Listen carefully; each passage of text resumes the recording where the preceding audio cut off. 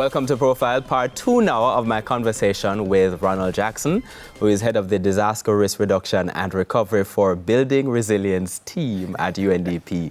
I can't stop laughing about that name. I'm out for United Nations Development Program. We'll talk about why it's called that. This week we're talking about your, the second part of your career, the development at the Office of Disaster Preparedness and Emergency Management, ODPEM, going on to the Caribbean Disaster Emergency Management Agency, CDEMA, and the work now at the UNDP. Yes. But when we ended last week's program, we talked about your early life and the career. At this juncture in the story, you're at the ODPEM. Yes. Also moving up. Yes. Yes. Not initially in the areas that you were, and going off to study. Correct. You said the then Director General, Barbara Carby, helped pave the way. Correct. So I had spoken to Barbara about the need to equip myself with higher studies to continue my career journey, and recognized that I had not accumulated enough years to get paid study leave. So I opted for the option of no paid leave. And what I gave back was that during the holidays, I would come into office and work, without pay, of course. But then my mom passed away at the end, towards the end, the back end of my master's program. And I felt to get through that period, I needed to get back into work quickly, So I spoke to the organization. There were a number of vacancies, again, in the organization. The one I was quite interested in was the Director of Mitigation and Planning, which was very well aligned with my own background. And it was one of the jobs I had applied for in the initial stage. I got the job, I interviewed, got the job, but I was switched to the Senior Director for Preparedness and Emergency Operations. And there started my actual foray in managing these events, these hazard events, which either were emergencies or they spiraled into a disaster for the country. In 2 years, as fate would have it, or circumstances, the then Deputy Director General, who saw opportunities for their own growth, looked external and vacated the role, created an opportunity for me to move into that particular role and to, again, manage and lead a team and also prepare myself, again, for a future leadership role at the highest level. In a series of years, it was Dennis, Emily, Ivan, Sandy. Yes, absolutely, absolutely. We went through a very, very busy time of near misses, some impact, more extensive impact than others. It was quite an active period, and in the midst of it, we were handling oil spills, and later on, in my role as DG, we had the Riverton City fires, which was raging on for a while. So and then along that journey, as I was saying, Barbara Carby decided she wanted to step away from that role, and she did so and recommended me to the minister to be her successor to the position.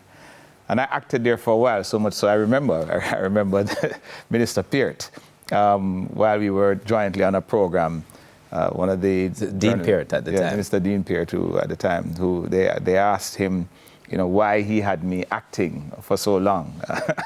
And I think that prompted him to say, okay, he showed faith in my services to that point and appointed me to the position of Director General. How much different was that change from being deputy and senior director into? In terms, not much. I think we had a very tight-knit senior management team where we would get together on a Friday under the guidance of Barbara Carby, and we would talk about things. So she prepared many of the colleagues in the senior management team, I think, for leadership. We discuss issues, challenges. I was the main lead on managing the issues with Ivan under her leadership at the organization. So it was easy for me to transition, I would say. It was more difficult because people saw you as being a young boy. I was probably one of the youngest senior leaders in government. Yes. At the time I was 35, and so you had to deal with, people trusting that you can do the job. That you know what you're talking about. Exactly, that you know what you're talking about. You can do the job. You can command the support of a community. But I also appreciate the support that my colleagues in the other government agencies and department, provided.